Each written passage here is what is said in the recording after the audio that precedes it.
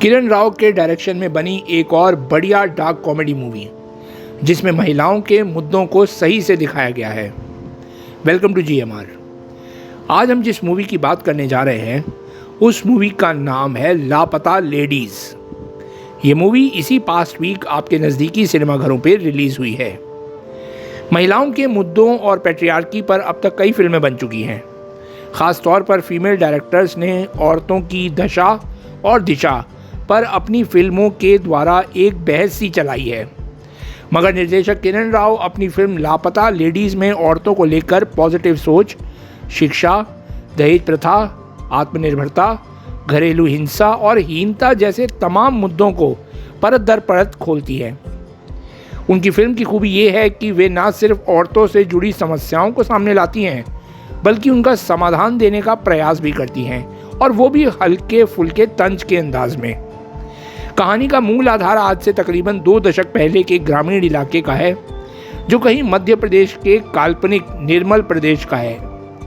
दीपक यानी स्पर्श श्रीवास्तव अपनी नई ब्याहता फूल यानी नितांशी गोयल को घर लिवाने आया है। शादियों का मौसम जोरों शोरों पर है, तो हर जगह से नई नई दुल्हनों का लाल जोड़ों में घूंघट ओढ़े हुए दिखना स्वाभाविक होता है। दीपक और फूल जिस ट्रेन पर चढ़ते हैं उसी में शादी का एक और जोड़ा भी है। कहानी में ट्विस्ट तब आता है जब दीपक को घर आकर पता चलता है कि उसकी दुल्हन तो बदल गई है। वह लंबे घूंघट के कंफ्यूजन में किसी और की दुल्हन पुष्पा यानी प्रतिभा रांटा को घर ले आया है। फूल किसी तरह खुद को दूसरे दूल्हे के घर जाने से बचा लेती है और स्टेशन पर ही रह जाती है। यहाँ दीपक जोर शोर से फूल को ढूंढ रहा है। वो पुलिस थाने जाकर दरोगा यानी रवि किशन के पास रिपोर्ट भी दर्ज कराता है, तो वहाँ पुष्पा का पति पुष्पा पर गहने चोरी कर भाग जाने की रिपोर्ट दर्ज करा देता है। तहकीकात में पुलिस को पुष्पा पर शक होता है। वह किसी गिरोह का हिस्सा तो नहीं? क्या वाकई पुष्पा किसी अपराध में लिप्त है? क्या दीपक अपनी फूल को ढूंढ पाएगा? दुल्हनों का पता चलने पर वो अपनी मंजिल पर किस तरह पहुंच पाएंगी? इन सभी सवालों का जवाब आपको ये फिल्म देखने पर मिलेगा, जिसका नाम है लापता लेडीज़। धोबी घाट जैसी फिल्म का निर्देशन कर चुकी किरण ने अपनी फिल्म के जरिए कई मुद्दों को उठाया है, मगर उन्होंने फिल्म को कहीं भी एक क्रीपी कॉमेडी जैसा नहीं बनने दिया। जिस घूंघट के कारण दुल्हनों की अदला बदली हुई है वो भी एक तरह से काफ़ी पुरानी सोच पर प्रहार करता है, और इसी पॉइंट पर वो फिल्म का मिजाज सेट कर देती हैं। गांव के सीन्स में कई महिला पात्र और हर पात्र के जरिए वे एक मुद्दे को निशाना बनाती हैं। जैसे अनपढ़ फूल ब्याह करके ही खुश है, मगर स्टेशन पर रहते हुए उसे अपनी कुकिंग स्किल्स का पता चल जाता है और वो खुद को आत्मनिर्भर बनाती है। दूसरी तरफ पुष्पा है जो आगे पढ़कर कुछ बनना चाहती है। स्टेशन पर चाय की दुकान वाली मंजू यानी छाया कदम ने घरेलू हिंसा और नकारा पति को नकार कर अकेले ही अपनी ज़िंदगी जीने का फैसला किया है।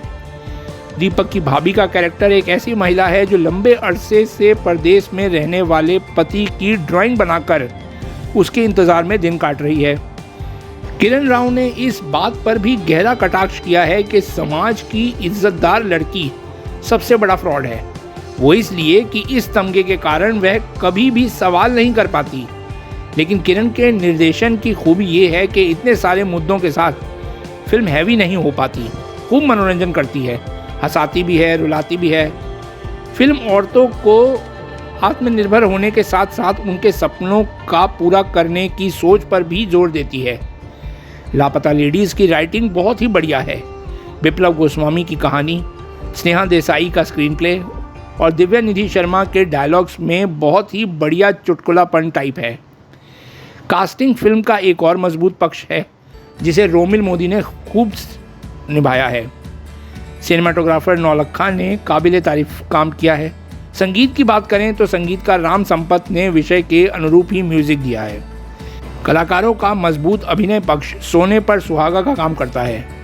लीड कास्ट में नितांशी गोयल, स्पर्श श्रीवास्तव और प्रतिभा रांटा छोटे पर्दे पर तो अभिनय कर ही चुके हैं, मगर फिल्म के बड़े पर्दे पर डेब्यू करने वाले ये कलाकार अपने अपने अहम कैरेक्टर्स को बहुत ही खूबसूरती से जी गए हैं। फूल के रूप में नितांशी ने मासूमियत और भोलेपन को बनाए रखा है, तो प्रतिभा अपने तेज तर्रार और बगावती अंदाज में खूब जमती हैं। पत्नी की खोज में बौराए दीपक के कैरेक्टर को स्पर्श ने मजबूती से अंजाम दिया है। दरोगा के कैरेक्टर में रवि किशन की खास अभिनय अदायगी दिल जीत लेती है। वो कहानी में मनोरंजन का पूरा डोज बनाए रखते हैं अपने हवलदार के साथ। अगर आपने अभी तक ये मूवी नहीं देखी तो आप इस मूवी को अपने पूरे परिवार के साथ जाकर सिनेमा हॉल पे देख सकते हैं। तो ये तो था मेरा रिव्यू इस मूवी को लेकर। आपका नज़रिया अलग भी हो सकता है, विच इज़ कम्प्लीटली हेल्दी। ये वीडियो आपको कैसा लगा प्लीज़ हमें कमेंट करके ज़रूर बताइएगा। वीडियो अगर आपको पसंद आए तो इसे लाइक कर दीजिएगा। चैनल पे नए हैं तो प्लीज़ सब्सक्राइब कर लीजिएगा। Well that's all for this video. मिलते हैं आप लोगों से अपनी नेक्स्ट वीडियो में। Till then goodbye, thank you.